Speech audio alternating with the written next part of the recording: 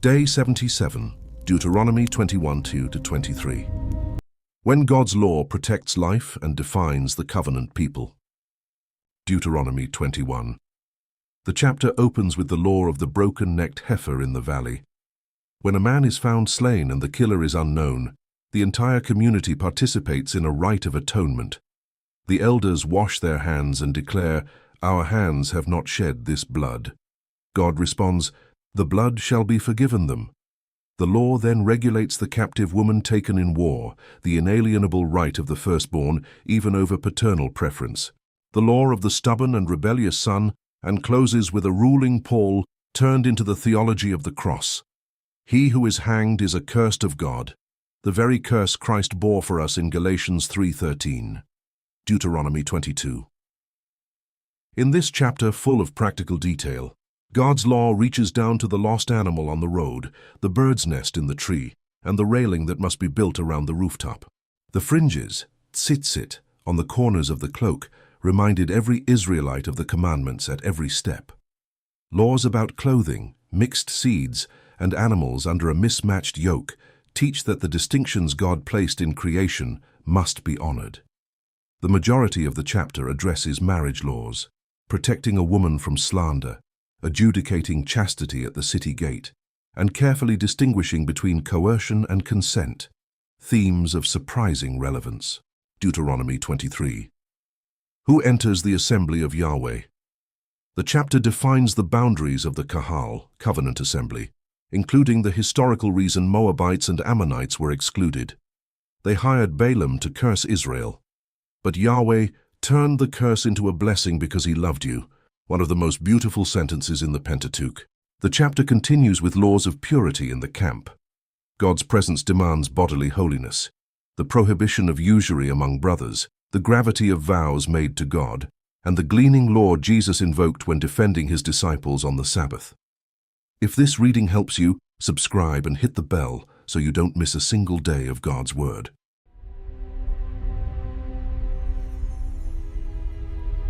Deuteronomy 21. If someone is found slain in the land which Yahweh your God gives you to possess, lying in the field, and it isn't known who has struck him, then your elders and your judges shall come out, and they shall measure to the cities which are around him who is slain. It shall be that the elders of the city which is nearest to the slain man shall take a heifer of the herd, which hasn't been worked with, and which has not drawn in the yoke. The elders of that city shall bring the heifer down to a valley with running water, which is neither plowed nor sown, and shall break the heifer's neck there in the valley. The priests, the sons of Levi, shall come near, for them Yahweh your God has chosen to minister to him, and to bless in Yahweh's name. And according to their word shall every controversy and every assault be decided.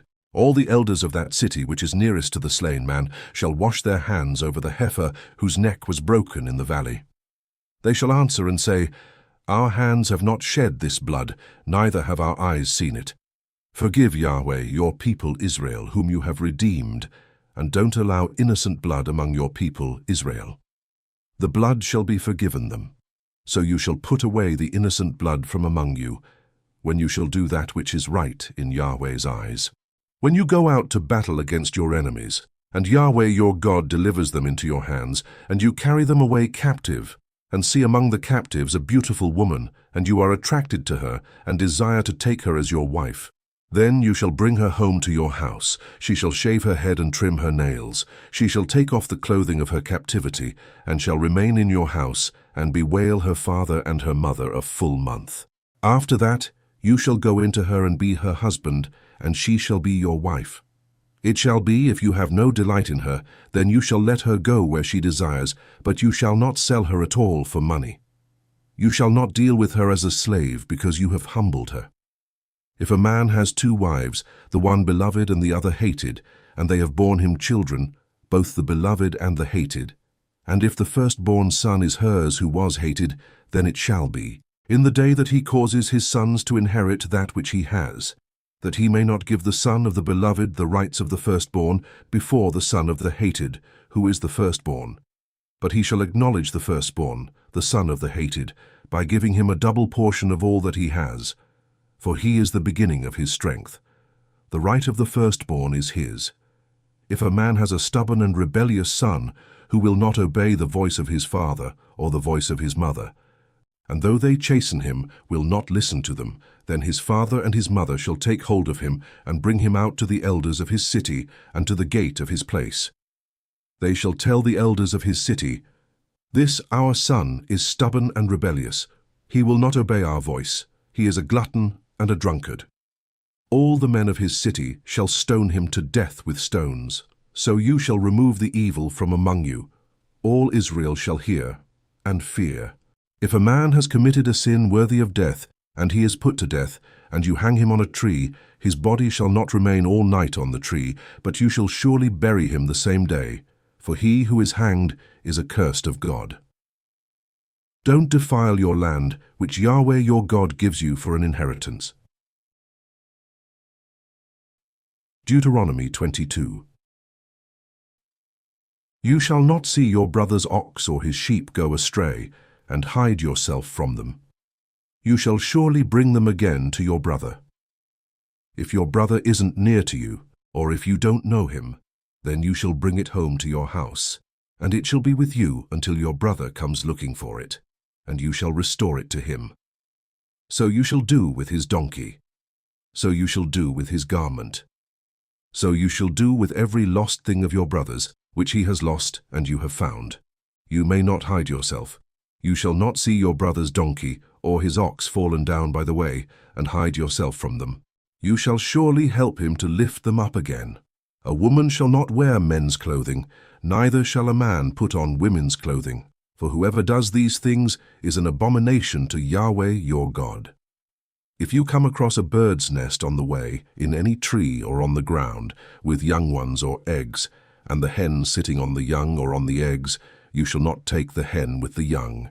You shall surely let the hen go, but the young you may take for yourself, that it may be well with you, and that you may prolong your days.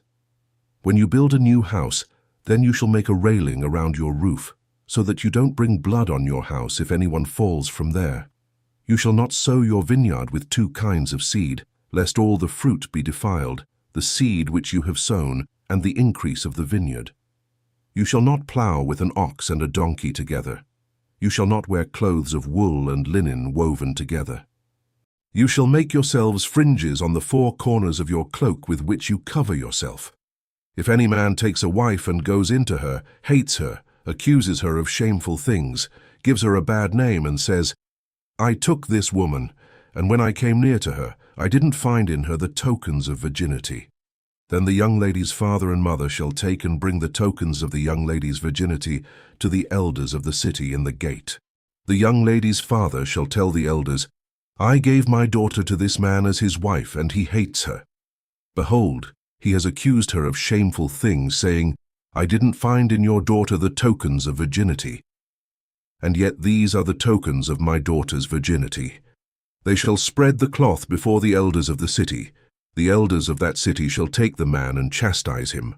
They shall fine him 100 shekels of silver, and give them to the father of the young lady, because he has given a bad name to a virgin of Israel. She shall be his wife. He may not put her away all his days.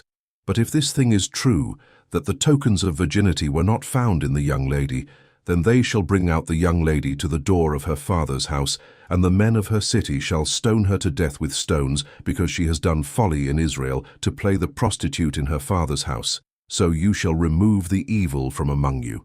If a man is found lying with a woman married to a husband, then they shall both die, the man who lay with the woman and the woman. So you shall remove the evil from Israel. If there is a young lady who is a virgin pledged to be married to a husband, and a man finds her in the city and lies with her, then you shall bring them both out to the gate of that city, and you shall stone them to death with stones. The lady, because she didn't cry, being in the city, and the man, because he has humbled his neighbor's wife. So you shall remove the evil from among you. But if the man finds the lady who is pledged to be married in the field, and the man forces her and lies with her, then only the man who lay with her shall die. But to the lady you shall do nothing. There is in the lady no sin worthy of death. For as when a man rises against his neighbor and kills him, even so is this matter. For he found her in the field, the pledged to be married, lady cried, and there was no one to save her. If a man finds a lady who is a virgin, who is not pledged to be married, grabs her and lies with her, and they are found, then the man who lay with her shall give to the lady's father 50 shekels of silver. She shall be his wife because he has humbled her. He may not put her away all his days. A man shall not take his father's wife, and shall not uncover his father's skirt. Deuteronomy 23. He who is emasculated by crushing or cutting shall not enter into Yahweh's assembly. A person born of a forbidden union shall not enter into Yahweh's assembly. Even to the 10th generation shall no one of his enter into Yahweh's assembly. An Ammonite or a Moabite shall not enter into Yahweh's assembly. Even to the 10th generation shall no one belonging to them enter into Yahweh's assembly forever. Because they didn't meet you with bread and with water on the way when you came out of Egypt, and because they hired against you Balaam the son of Beor from Pethor of Mesopotamia to curse you.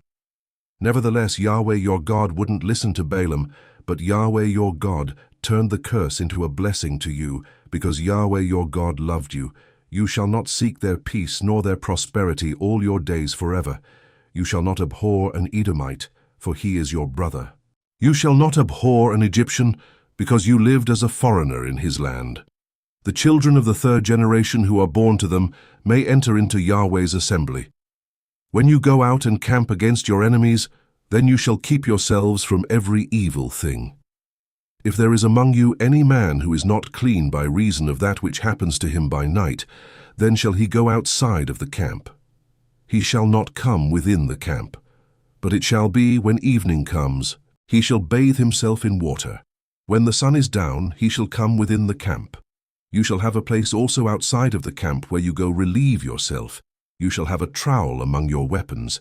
It shall be, when you relieve yourself, you shall dig with it, and shall turn back and cover your excrement. For Yahweh your God walks in the middle of your camp, to deliver you, and to give up your enemies before you.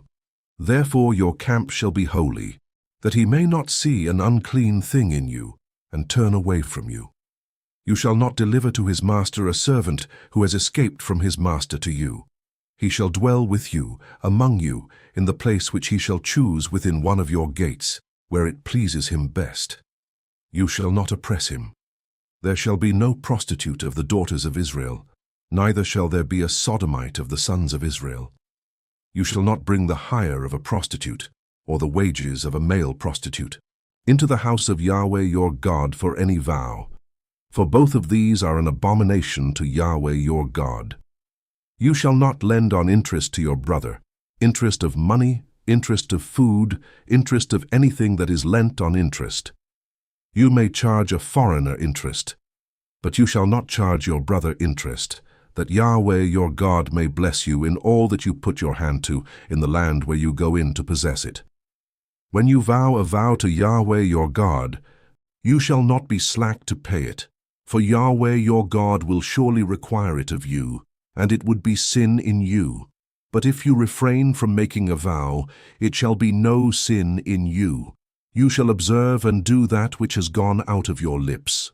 Whatever you have vowed to Yahweh your God as a free will offering, which you have promised with your mouth, you must do. When you come into your neighbor's vineyard, then you may eat your fill of grapes at your own pleasure, but you shall not put any in your container.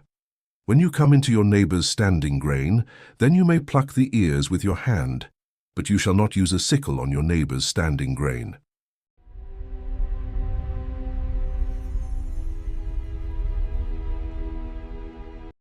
We close here day 77 of our journey through the Word. In these 3 chapters of Deuteronomy, we saw that God's law is not merely a list of rules, it is the expression of a God who protects the innocent, dignifies the vulnerable, and turns curses into blessings through the power of his love. Until next time, day 77 complete.